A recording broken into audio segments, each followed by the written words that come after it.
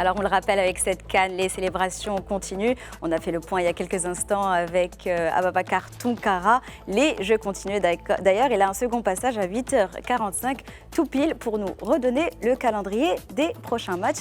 Mais comme je le rappelais, la revue de presse est tout de suite avec Sheima Fekli. Bonjour Sheima.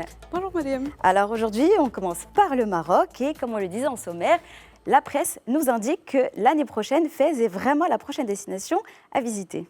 Exactement, c'est ce que révèle le classement du magazine Condé Nast Traveler.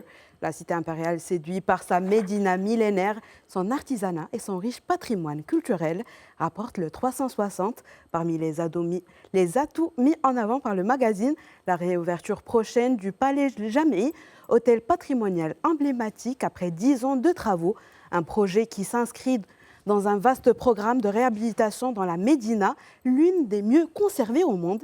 Des monuments historiques ont été également restaurés, comme la prestigieuse bibliothèque Al-Qalawayn, datant du 9e siècle, ou la place Lelaïdouna, récemment réaménagée, sans oublier l'accueil de grands événements qui contribuent aussi au rayonnement international de cette ville impériale, notamment la Cannes.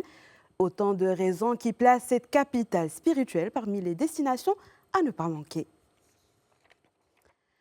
On reste au Royaume où la revente illégale de billets pour la Coupe d'Afrique des Nations provoque une vive indignation.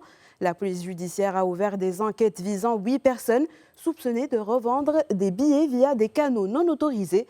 D'après Express English, des annonces ont été repérées sur les réseaux sociaux par les unités de cybersurveillance. Les suspects ont été interpellés lors d'opérations menées à Rabat, Temara, Agadir, Salé, Marrakech et Mohammedia. Cette intervention fait suite aux nombreuses critiques des supporters concernant la billetterie. Sur le marché noir, les prix ont flambé. Des billets vendus initialement à 150 dirhams ont atteint jusqu'à 1800 dirhams et certains billets à 500 dirhams se sont retrouvés à 3500 dirhams. Résultat, des milliers de supporters privés de billets. Plusieurs fans ont aussi dénoncé des escroqueries avec les billets au code QR invalide. De son côté, la CAF rappelle que les billets sont disponibles uniquement sur sa plateforme officielle et via l'application Yalla. Très bonne précision, Sheima. En effet, ne fraudez pas, laissez de la place à toutes les personnes qui veulent soutenir les équipes pendant cette CAN. Et on reste dans l'actualité justement africaine. On va parler de l'expansion numérique de Mastercard dans le continent. Exactement. Donc en 2025, le groupe a élargi son réseau d'acceptation de 45% à travers le continent. Une avancée majeure qui permet à des millions de consommateurs et de petites entreprises d'accéder à l'économie numérique. Cette croissance rapide illustre l'accélération des paiements digitaux et de l'innovation technologique en Afrique et s'inscrit dans une année marquée par de nouveaux investissements et des lancements de produits. Objectif, accompagner un marché des paiements numériques africains estimé à 1500 milliards de dollars d'ici à 2030, explique le site Info. Ces 2 dernières années, Mastercard a ouvert de nouveaux bureaux au Ghana, en Ouganda et à Maurice.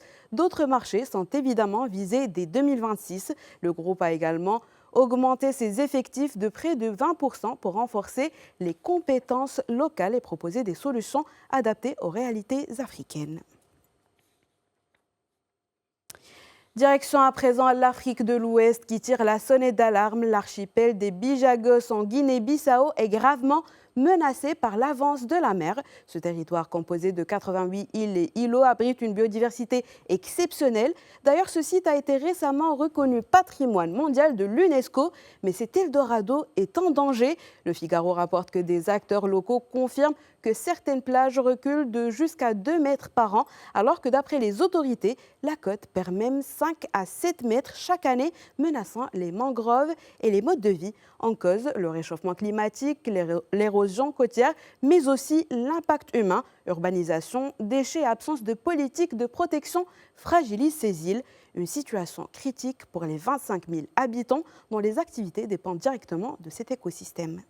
Merci pour cette sensibilisation pour protéger nos écosystèmes. Et maintenant, on va faire un petit tour, comme chaque matin, par l'histoire. On est le 24 décembre. Quel autre 24 décembre avez-vous parcouru pour nous aujourd'hui, Sheima ?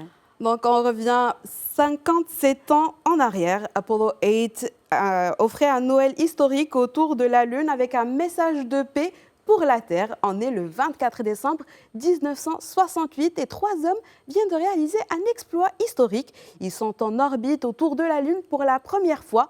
Frank Borman, Jim Lovell et William Anders ont passé 6 jours dans l'espace, préparant les futurs pas sur le sol lunaire. Ce jour-là, ils ont fait 10 tours de la Lune, découvrant pour la première fois la face cachée à l'œil humain, explique le site Cité de l'espace. Pour Noël, les astronautes ont lu la Genèse à la Terre entière, concluant par un message de paix. Joyeux Noël et que Dieu vous bénisse tous.